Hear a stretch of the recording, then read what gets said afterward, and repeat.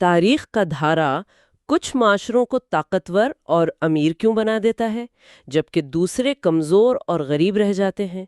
کیا یہ محض قسمت کا کھیل ہے یا اس کے پیچھے گہری کوئی چھپی ہوئی وجوہات ہیں؟ کیوں کچھ تہذیبیں بندوقیں، جراثیم اور فولاد سے لیس ہو کر دنیا فتح کرنے نکلیں جبکہ باقی وہ پتھر کے اوزاروں تک ہی رہیں؟ سنو، سوچو، سمجھو میں خوش آمدید۔ آج ہم انسانی تاریخ کے اس بہت بڑے سوال کی گہرائی میں اتر رہے ہیں کہ آخر دنیا میں طاقت اور دولت کی اتنی ناہموار تقسیم کیوں ہے؟ جی، یہ سوال واقعی بہت اہم ہے اور بنیادی ہے۔ اگر آپ 500 سال پہلے کی دنیا کو دیکھیں نا، تو یوریشیا یعنی یورپ اور ایشیا اور شمالی افریقہ کے معاشرے وہ ٹیکنالوجی میں، زراعت میں، سیاسی تنظیم میں باقی دنیا سے کہیں آگے تھے۔ باقی دنیا سے مطلب امریکہ، آسٹریلیا وغیرہ؟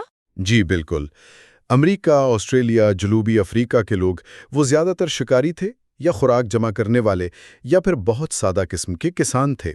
تو سوال یہی بنتا ہے کہ بھئی ایسا کیوں ہوا کہ ہسپانویوں نے ان کا سلطنت فتح کر لی؟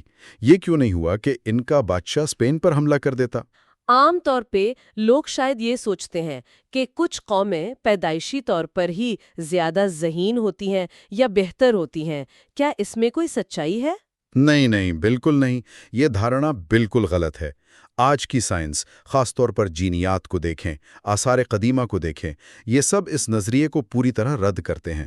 انسانی گروہوں میں ذہانت یا صلاحیت کا کوئی بنیادی حیاتیاتی فرق نہیں ہے۔ اصل جواب وہ ماحول اور جغرافیہ میں چھپا ہے۔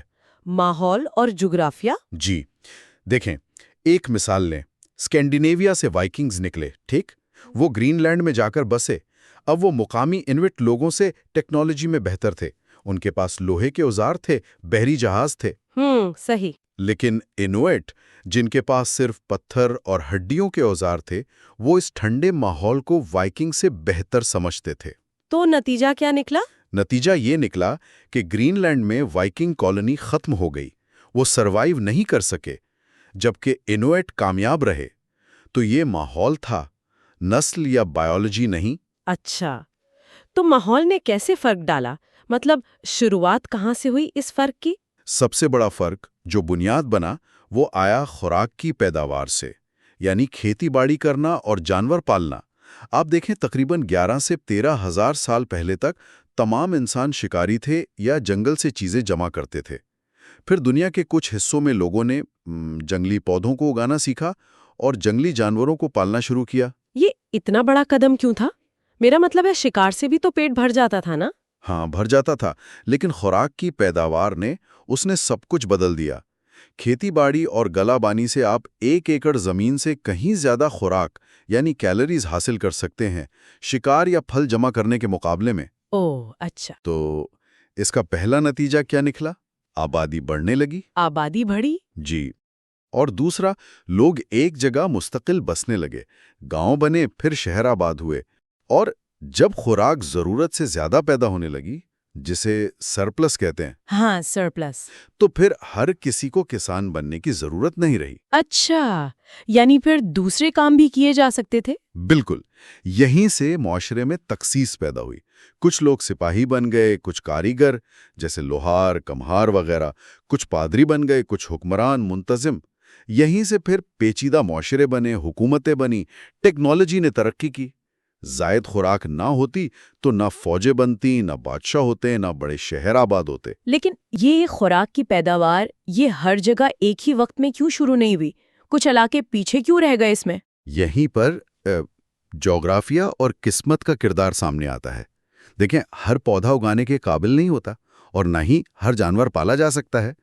دنیا میں لاکھوں قسم کے پودے اور جانور ہیں، لیکن وہ جنہیں انسان بڑی مقدار میں خوراک کے لیے استعمال کر سکا، وہ بہت ہی کم ہے۔ تو کون سے علاقے تھے جو اس لحاظ سے زیادہ خوش قسمت نکلے؟ سب سے خوش قسمت خطہ تھا زرخیز ہلال یعنی فرٹائل کریسنٹ۔ زرخیز ہلال؟ جی، آج کا مشرق وسطی، عراق، شام، ترکی، اردن، یہ والا علاقہ۔ وہاں گندم، جو، مٹر، دالیں جو دنیا کی بہترین فصلیں ہیں نا، ان کے جنگلی آباء و اجداد قدرتی طور پر موجود تھے۔ اور ساتھ ہی بھیڑ، بکری، گائے، سور جو سب سے اہم پالتو جانور ہیں، ان کے جنگلی آباء و اجداد بھی وہیں پائے جاتے تھے۔ اچھا، تو سب کچھ وہیں تھا ایک طرح سے؟ جی، زیادہ تر وہیں تھا۔ اسی لیے دنیا میں سب سے پہلے زراعت وہیں شروع ہوئی، تقریباً 8,500 سال قبل مسیح میں۔ اور باقی دنیا کا کیا حال تھا؟ چین میں بھی کچھ اہم چیزیں تھیں، جیسے چاول، باجرا، سویابین، اور جانوروں میں مرغی، بھینس وغیرہ پالے گئے۔ لیکن امریکہ، افریقہ میں صحرا کے جنوب کا علاقہ اور آسٹریلیا، وہ اس معاملے میں اتنے خوش قسمت نہیں تھے۔ وہاں قابل کاشت پودے اور پالنے کے قابل جانور، ان کی اقسام بہت کم تھیں۔ ایک حیران کن بات بتاتا ہوں، دنیا میں 100 پاؤنڈ سے زیادہ وزن والے تقریباً 148 قسم کے بڑے جنگلی ممالیہ جانور ہیں، جنہیں شاید پالا جا سکتا تھا۔ تاریخ میں ان میں سے صرف 14 کو ہی کامیابی سے پالا گیا ہے۔ صرف 14؟ 148 میں سے؟ جی، صرف 14، اور ان 14 میں سے 13 وہ یوریشیا میں پائے جاتے تھے۔ 13 یوریشیا میں؟ تو امریکہ میں کون سا تھا؟ امریکہ میں صرف ایک تھا، لاما۔ اوہ، اور آسٹریلیا یا افریقہ میں؟ آسٹریلیا اور افریقہ میں کوئی بڑا مقامی ممالیہ جانور پالتو نہیں بنایا جا سکا۔ لیکن اتنے سارے جانور کیوں نہیں پالے جا سکے؟ جیسے افریقہ میں زیبرا ہے، گینڈا ہے، انہیں کیوں نہیں پالا گیا؟ یہ بڑا دلچسپ سوال ہے کہ زیبرا کیوں نہیں پالا گیا۔ دیکھیں، کسی جانور کو پالنے کے لیے کئی شرطیں پوری ہونی ضروری ہیں۔ شرطیں؟ کیسی شرطیں؟ کم از کم 6 خصوصیات ہونی چاہیے۔ ایک تو اس کی خوراک آسان ہو، مطلب گھاس کھاتا ہو، گوشت خور نہ ہو۔ چونٹی خور کو پالنا بہت مشکل ہے۔ ٹھیک۔ دوسرا، وہ جلدی بڑا ہوتا ہو۔ تیسرا، قید میں آسانی سے نسل بڑھا سکتا ہو، جیسے چیتا ہے، وہ قید میں مشکل سے نسل بڑھاتا ہے۔ اچھا۔ چوتھا، اس کا مزاج ٹھیک ہو، مطلب زیادہ خطرناک یا حملہ آور نہ ہو۔ زیبرا اصل میں کافی خطرناک ہو سکتا ہے، لات مارتا ہے، کاٹتا ہے۔ افریقی بھینس بھی بہت خطرناک ہے۔ اوہ، میں تو سمجھتی تھی زیبرا گھوڑے جیسا ہی ہوگا۔ نہیں، بالکل نہیں۔ پانچواں، وہ خطرہ محسوس ہونے پر بدحواس ہو کر بھاگنے یا مرنے نہ لگیں، جیسے ہرن یا غزال ہیں۔ وہ باڑ دیکھ کر اتنے گھبراتے ہیں کہ ٹکرا کر مر بھی سکتے ہیں۔ اچھا۔ اور چھٹا، ان کا ساماجک ڈھانچہ ایسا ہو کہ وہ انسان کو اپنا لیڈر مان لیں۔ جیسے بھیڑیں ہیں، وہ چرواہے کے پیچھے چلتی ہیں، لیکن کچھ جنگلی بھیڑیں جیسے بگ ہارن شیپ وہ نہیں چلتی۔ تو زیادہ تر جانور ان میں سے کسی نہ کسی شرط پر پورے نہیں اترتے۔ بالکل، اسی لیے دنیا کے زیادہ تر بڑے جانور پالتو نہ بن سکے۔ سمجھ گئی۔ تو جن علاقوں کو اچھے پودے اور جانور مل گئے، وہاں زراعت شروع ہو گئی۔ لیکن پھر یہ علم اور ٹیکنالوجی پھیلی کیسے؟ کیا اس میں بھی جغرافیہ کا کوئی کردار تھا؟ جی بالکل، یہاں پھر جغرافیہ کا کردار آتا ہے، اور خاص طور پر بر اعظموں کی ساخت کا، یعنی ان کا محور یا ایکسس کیسا ہے۔ محور، ایکسس؟ جی، یوریشیا کو دیکھیں، یعنی یورپ اور ایشیا ملا کر یہ بر اعظم بنیادی طور پر مشرق سے مغرب کی طرف زیادہ پھیلا ہوا ہے، لمبا ہے۔ ہاں، نقشے پر ایسا ہی لگتا ہے۔ اس کا مطلب یہ ہے کہ اگر آپ ایک ہی عرض بلد پر سفر کریں تو ہزاروں میل تک موسم، دن کی لمبائی اور ماحول میں بہت زیادہ تبدیلی نہیں آتی۔ اچھا، تو اس کا کیا فائدہ ہوا؟ فائدہ یہ ہوا کہ جو زراعت زرخیز ہلال میں شروع ہوئی تھی گندم، جو، بھیڑ، بکری وغیرہ، جی، وہ نسبتاً تیزی سے اور آسانی سے مغرب میں یورپ تک پھیل گئی، اور مشرق میں وادی سندھ اور آگے تک۔ فصلوں اور جانوروں کو نئے ماحول میں زیادہ ایڈجسٹ نہیں کرنا پڑا۔ تو گویا یوریشیا ایک چوڑی سڑک کی طرح تھا۔ بالکل، ایک وسیع شاہراہ جس پر فصلیں، جانور، ایجادات جیسے پہیا، لکھائی اور خیالات، وہ سب آسانی سے سفر کر سکتے تھے۔ اور امریکہ اور افریقہ کا کیا معاملہ تھا؟ ان کا محور کیسا تھا؟ ان بر اعظموں کا محور بنیادی طور پر شمال سے جنوب کی طرف ہے۔ لمبائی شمالاً جنوباً زیادہ ہے۔ اچھا۔ اب جب آپ شمال سے جنوب کی طرف جاتے ہیں تو عرض بلد تیزی سے بدلتا ہے۔ اس سے موسم بدلتا ہے، ماحول بدلتا ہے، دن کی لمبائی بدلتی ہے، بیماریاں بدلتی ہیں، سب کچھ بدل جاتا ہے۔ میں موجودہ امریکہ یا جنوب میں انڈین پہاڑوں تک پہنچنے اور وہاں کے حالات کے مطابق ڈھلنے میں ہزاروں سال لگ گئے۔ فصلوں اور ٹیکنالوجی کے پھیلاؤ کے راستے میں قدرتی رکاوٹیں بہت زیادہ تھیں۔ افریقہ میں بھی یہی ہوا۔ یعنی یوریشیا کو قدرتی طور پر ایک ہیڈ سٹارٹ مل گیا، ایک ابتدائی بڑھتری مل گئی۔ بالکل صحیح۔ اس تیز پھیلاؤ کی وجہ سے وہاں ٹیکنالوجی، سیاسی نظام اور بعد میں فوجی طاقت یہ سب زیادہ تیزی سے ترقی کر گئے۔ اچھا، بندوقیں اور فولاد تو سمجھ میں آتا ہے کہ یہ فوجی طاقت دیتے ہیں، لیکن آپ نے شروع میں جراثیم کا بھی ذکر کیا تھا، اس کا کیا کردار تھا؟ یہ بات کچھ عجیب لگتی ہے۔ جی، یہ شاید اس پوری کہانی کا سب سے حیران کن اور خوفناک پہلو ہے۔ دیکھیں، انسانوں کو جو بڑی وبائی بیماریاں لگتی ہیں نا، چیچک، خسرہ، انفلوئنزا، ٹی بی، پلیگ، ان میں سے زیادہ تر اصل میں جانوروں سے انسانوں میں آئی ہیں۔ جانوروں سے؟ جی، کیونکہ یوریشیا میں زیادہ اقسام کے جانور پالے گئے تھے، اور لوگ، مطلب کسان اور گلہ بان، وہ ان کے ساتھ ہزاروں سال سے بہت قریبی رابطے میں رہتے تھے۔ خاص طور پر جب شہر بنے اور آبادی گنجان ہوئی تو یہ بیماریاں سب سے پہلے وہیں پھیلیں۔ تو اس سے یوریشیائی لوگوں کو کیا فائدہ ہوا؟ بیماریاں تو نقصان دیتی ہیں۔ شروع میں تو بہت نقصان ہوا، لاکھوں کروڑوں لوگ مرے، تاریخ میں بڑی بڑی وبائیں آئیں یوریشیا میں۔ لیکن وقت کے ساتھ ساتھ بار بار ان وباؤں کا سامنا کرنے سے جو لوگ بچ گئے، ان میں اور ان کی نسلوں میں ان بیماریوں کے خلاف کچھ نہ کچھ مدافعت یعنی امیونٹی پیدا ہو گئی۔ اچھا، ان کا مدافعتی نظام مضبوط ہو گیا ان بیماریوں کے خلاف؟ جی، کسی حد تک۔ اب جب یورپی 15ویں صدی کے بعد سمندر پار کر کے امریکہ پہنچے ہاں۔ تو وہ نادانستہ طور پر اپنے ساتھ ہی جراثیم بھی لے گئے، چیچک، خسرہ وغیرہ۔ اوہ، اور امریکی مقامی آبادیوں کا کیا ہوا؟ ان بیچاروں کا ان بیماریوں سے پہلے کبھی سامنا ہی نہیں ہوا تھا۔ کیوں؟ کیونکہ امریکہ میں پالتو جانور تھے ہی نہیں، سوائے لاما کے۔ تو ان میں ان بیماریوں کے خلاف کوئی مدافعت نہیں تھی، زیرو امیونٹی۔ تو نتیجہ کیا نکلا؟ نتیجہ تاریخ کی سب سے بڑی انسانی تباہی کی صورت میں نکلا۔ کروڑوں کی تعداد میں مقامی امریکی، بعض اندازے تو کہتے ہیں کہ 90 سے 95% تک آبادی، وہ یورپیوں کی بندوقوں یا تلواروں سے نہیں مری، تو کس سے؟ وہ ان کی لائی ہوئی بیماریوں سے ہلاک ہو گئی، چیچک سے، خسرہ سے، فلو سے۔ یہ جراثیم یہ یورپ کی فتح میں ایک فیصلہ کن ہتھیار ثابت ہوئے، ایک مہلک تحفہ جو انہیں اپنے پالتو جانوروں سے ملا تھا۔ یہ تو واقعی چونکا دینے والی بات ہے۔ ناقابل یقین لگتا ہے۔ کیا امریکہ سے بھی کوئی ایسی بڑی بیماری یورپ گئی تھی؟ اس کے شواہد بہت کم ہیں۔ کچھ لوگ کہتے ہیں کہ شاید آتشک یا سفلس امریکہ سے آئی، لیکن یہ بات کافی متنازع ہے۔ بنیادی طور پر یہ جراثیم کا ایک یک طرفہ حملہ تھا جس نے تاریخ کا رخ ہی بدل دیا۔ ٹھیک۔ اچھا، اب واپس ٹیکنالوجی اور سیاسی تنظیم پر آتے ہیں۔ خوراک کے پیداوار نے ان چیزوں کی ترقی کو کیسے ممکن بنایا؟ جی، جیسا ہم نے پہلے بات کی، زائد خوراک سے آبادی بڑھی اور لوگ ایک جگہ بس گئے۔ اس سے تخصیص ممکن ہوئی، مطلب لوگ صرف کھیتی باڑی نہیں کر رہے تھے بلکہ دوسرے کاموں میں ماہر ہو رہے تھے، اوزار بنانا، دھات کا کام کرنا، لکھنا پڑھنا سیکھنا۔ تو اس سے ٹیکنالوجی نے ترقی کی؟ بالکل، زیادہ لوگ ایک جگہ ہوں تو خیالات کا تبادلہ بھی تیز ہوتا ہے، نئی ایجادات ہوتی ہیں، ایک ایجاد دوسری کو جنم دیتی ہے۔ یوریشیا کی بڑی آبادی اور وہاں خیالات اور ٹیکنالوجی کا تیز پھیلاؤ، اس نے انہیں دھات کاری میں آگے بڑھایا۔ پہلے کانسی بنی، پھر لوہا یعنی فولاد، پہیا ایجاد ہوا، لکھائی ایجاد ہوئی، بحری جہاز بنے اور آخرکار بندوقیں ایجاد ہوئیں۔ اور سیاسی تنظیم، حکومتیں کیسے بنی؟ منظم کرنے کے لیے نظام بھی پیچیدہ ہوتے جاتے ہیں۔ شروع میں انسان چھوٹے چھوٹے گروہوں یا بینڈز میں رہتے تھے، پھر ذرا بڑے ہوئے تو قبائل یعنی ٹرائبز بنے، پھر سرداری نظام یا چیفڈمز وجود میں آئے جن میں ایک موروثی سردار ہوتا تھا اور کچھ مرکزی اختیارات ہوتے تھے۔ اور آخر میں ریاستیں؟ جی، اور آخرکار ریاستیں یعنی سٹیٹس بنی، جن میں باقاعدہ حکومت ہوتی ہے، بیوروکریسی ہوتی ہے، قوانین ہوتے ہیں، فوج ہوتی ہے، ٹیکس کا نظام ہوتا ہے اور اکثر لکھائی بھی استعمال ہوتی ہے ریکارڈ رکھنے اور انتظامی امور کے لیے۔ یہ سب کچھ، یہ پوری ترقی، یہ صرف خوراک کی پیداوار کی بنیاد پر ہی ممکن تھی۔ اس کے بغیر یہ سب نہیں ہو سکتا تھا۔ اب ان سب عالمی عوامل کو اپنے خطے یعنی جنوبی ایشیا کے تناظر میں دیکھتے ہیں۔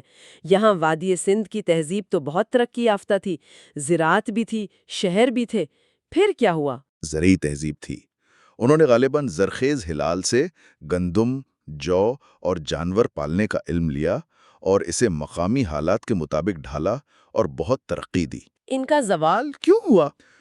زوال کی وجوہات پر تو بحث ہے، لیکن زیادہ امکان یہی ہے کہ ماحولیاتی تبدیلیاں ایک بڑا سبب تھیں۔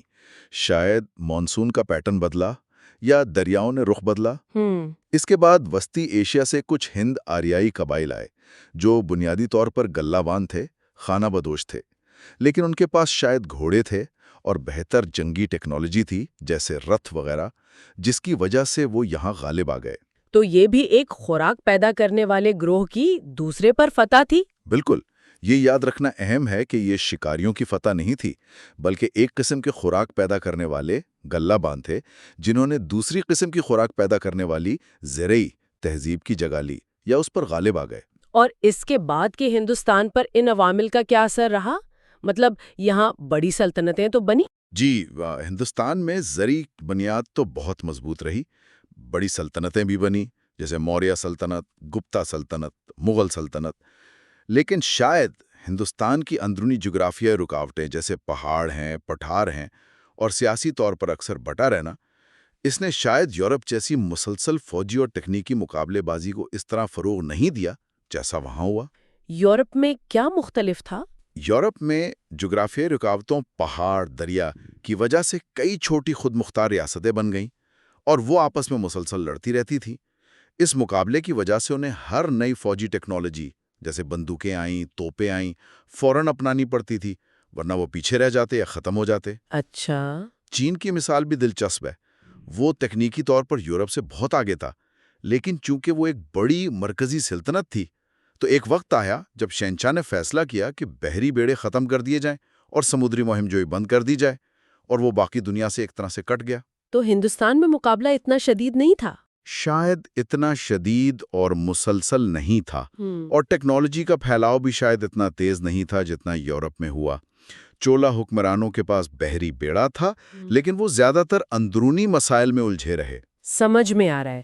اب آتے ہیں آج کے پاکستان پر۔ یہ جو تاریخی اور جغرافیائی عوامل ہم نے ڈسکس کیے، یہ آج پاکستان پر کیسے اثر انداز ہو رہے ہیں؟ ایک امریکی ماہر تھے اسٹیون کوہن، انہوں نے کہا تھا کہ تاریخ پاکستان پر مہربان نہیں رہی، لیکن اس کا جغرافیہ اس کا سب سے بڑا احساس ہے۔ کیا آپ اس بات سے اتفاق کرتے ہیں؟ جی، میں سمجھتا ہوں یہ بات بڑی حد تک درست ہے۔ پاکستان کا محل وقوع، اس کی جو لوکیشن ہے، وہ انتہائی اہم ہے۔ یہ جنوبی ایشیا، وسطی ایشیا اور مشرق وسطیٰ کے سنگم پر واقع ہے، ایک چوراہے پر ہے۔ اس کی کیا اہمیت ہے؟ دیکھیں، یہ خشکی میں گھرے وسطی ایشیائی ممالک ہے نا، قزاقستان، ازبیکستان وغیرہ، ان کے لیے سمندر تک پہنچنے کا یہ قدرتی راستہ ہے۔ پھر چین کے لیے چین پاکستان اقتصادی راہداری یعنی سی پیک کے ذریعے یہ بحیرہ عرب اور خلیج فارس تک ایک بہت ہی مختصر راستہ فراہم کرتا ہے، اور خلیج فارس سے دنیا کا بیشتر تیل گزرتا ہے۔ تو یہ تجارتی اور معاشی اہمیت ہوئی؟ جی بالکل، اور تاریخی طور پر بھی یہ خطہ ہمیشہ سے اہم رہا ہے، تہذیبوں، تجارت اور فوجوں کی گزرگاہ رہا ہے۔ سمندری وسائل یعنی بلو اکانومی، اس سے بھی فائدہ اٹھانے کا بہت پوٹینشل ہے۔ تو یہ تو مثبت پہلو ہوئے۔ کیا اسی محل وقوع کی وجہ سے کچھ چیلنجز، کچھ مشکلات بھی ہیں؟ یقیناً، جہاں جغرافیہ مواقع دیتا ہے وہیں وہ چیلنجز بھی لاتا ہے، لازم و ملزوم ہیں۔ پاکستان کے اپنے پڑوسی ممالک کے ساتھ تعلقات، خاص طور پر مشرق میں بھارت اور مغرب میں افغانستان کے ساتھ، وہ تاریخی اور جغرافیائی عوامل کی وجہ سے ہمیشہ سے پیچیدہ رہے ہیں۔ جیسے کہ سرحد پار دہشت گردی کا مسئلہ رہا ہے، پناہ گزینوں کی آمد کا مسئلہ ہے، پانی کی تقسیم کے تنازعات ہیں جیسے سندھ طاس معاہدہ جس کا تعلق بھی دریاؤں کے جغرافیائی بہاؤ سے ہے۔ بھارت کی طرف سے کبھی کبھی پانی روکنے کی بات ہوتی ہے۔ ایران کے ساتھ بھی سرحد پر کشیدگی رہتی ہے، اور پاکستان کا یہ اہم محل وقوع اسے علاقائی اور عالمی طاقتوں کی جو آپس کی کشمکش ہے، جو رکاوٹ ہے، اس کا مرکز بھی بنا دیتا ہے۔ اور ملک کے اندرونی طور پر جغرافیہ کیسے اثر ڈالتا ہے؟ اندرونی طور پر دیکھیں تو پانی کے وسائل پر دباؤ ایک بہت بڑا مسئلہ ہے۔ ہمارے دریا شمال سے جنوب کی طرف بہتے ہیں اور ان پر انحصار بہت زیادہ ہے۔ زراعت کا دار و مدار انہی پر ہے۔ پھر پاکستان موسمیاتی تبدیلیوں سے شدید متاثر ہونے والے ممالک میں سے ایک ہے۔ حالیہ سیلاب اس کی واضح مثال ہیں۔ اور اس کی وجہ بھی جغرافیہ ہے؟ جی، بڑی حد تک ہمارے دریاؤں کا نظام، ان کے کناروں پر گنجان آبادیاں اور ساتھ میں جنگلات کی کمی، یہ سب مل کر ہمیں سیلاب اور درجہ حرارت میں اضافے جیسے اثرات کے لیے زیادہ ولنریبل بنا دیتے ہیں۔ اور معاشی مشکلات؟ معاشی مشکلات، بیرونی قرضوں پر انحصار، انتظامی ڈھانچے کی کمزوریاں، یہ سب مل کر ہماری ان جغرافیائی چیلنجز سے نمٹنے کی صلاحیت کو کمزور کر دیتی ہیں۔ تو یہ سب چیزیں جڑی ہوئی ہیں، ماضی کے عوامل اور آج کا جغرافیہ، یہ مل کر ہماری تقدیر پر اثر انداز ہو رہے ہیں۔ تو ایسا لگتا ہے کہ پاکستان کا جغرافیہ واقعی ایک دودھاری تلوار ہے، طاقت بھی ہے اور کمزوری بھی۔ بالکل ایسا ہی ہے۔ اسٹریٹجک مقام بے وقت بہت بڑے موقع بھی دیتا ہے اور بہت بڑے خطرات بھی لاتا ہے۔ ان جغرافیائی حقیقتوں کو سمجھنا بہت ضروری ہے، اور پھر ان سے فائدہ اٹھانے اور چیلنجز سے نمٹنے کے لیے طویل مدتی، مستقل اور دانشمندانہ پالیسیوں کی ضرورت ہے۔ کن چیزوں پر توجہ دینی چاہیے؟ میرے خیال میں معاشی استحکام بہت ضروری ہے۔ انسانی وسائل یعنی تعلیم اور صحت، ان میں سرمایہ کاری کلیدی حیثیت رکھتی ہے، اور ایک متوازن خارجہ پالیسی جو تمام بڑی طاقتوں کے درمیان ایک توازن قائم رکھ سکے، وہ بھی بہت اہم ہے۔ تو آج کی ہماری گفتگو کا خلاصہ یہ ہے کہ قوموں کے عروج و زوال کی کہانی یہ محض کوئی اتفاق نہیں تھی، اور نہ ہی کسی نسل کی برتری کی وجہ سے تھی۔ بندوقیں، جراثیم اور فولاد جیسی طاقتیں یہ بڑی حد تک جغرافیہ، ماحول اور قسمت سے مل جانے والے پودوں اور جانوروں کی دین تھیں۔ جی ہاں، بالکل۔ یوریشیا کو اس کے وسیع رقبے، اس کے مشرق مغرب والے محور اور وہاں پالتو بنائے جانے والے پودوں اور جانوروں کی فراوانی نے ایک ایسی قدرتی برتری عطا کی جس نے زراعت، ٹیکنالوجی، سیاسی تنظیم اور یہاں تک کہ بیماریوں کے خلاف مدافعت کی دوڑ میں بھی اسے آگے رکھا۔ اور ان گہرے تاریخی عوامل کے اثرات وہ آج بھی پوری دنیا پر، اور خاص طور پر ہمارے خطے جنوبی ایشیا پر بالکل واضح نظر آتے ہیں۔ اور پاکستان کے لیے سبق یہ ہے کہ اپنی جغرافیائی حقیقتوں کو پہچاننا اور ان کے مطابق اپنی حکمت عملی بنانا یہ ناگزیر ہے۔ محض وقوع ایک بہت بڑی نعمت ہے، لیکن اس سے جڑے چیلنجز سے نمٹنے کے لیے ہوشمندی اور مستقل مزاجی کی ضرورت ہے۔ اور آخر میں ایک سوال جو شاید ہم سب کو سوچنا چاہیے۔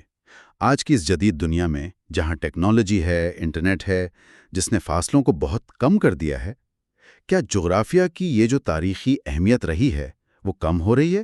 یا پھر قدرتی وسائل، خاص طور پر پانی، توانائی اور زرخیز زمین، ان پر کنٹرول حاصل کرنے کی جو نئی دوڑ شروع ہو چکی ہے، اس میں جغرافیہ پہلے سے بھی زیادہ فیصلہ کن کردار ادا کر رہا ہے؟ اگر آپ کو ہمارا یہ ویڈیو پسند آیا ہو تو براہ کرم اس ویڈیو کو لائک، شیئر اور سبسکرائب کریں۔ اپنے خیالات اور اس موضوع پر اپنی رائے کامنٹس میں ضرور دیں۔ اگر آپ چاہتے ہیں کہ ہم مستقبل میں کسی اور موضوع پر ویڈیوز اپلوڈ کریں تو وہ بھی ہمیں کامنٹس میں بتائیں۔ آپ کی رائے ہمارے لیے بہت اہم ہے۔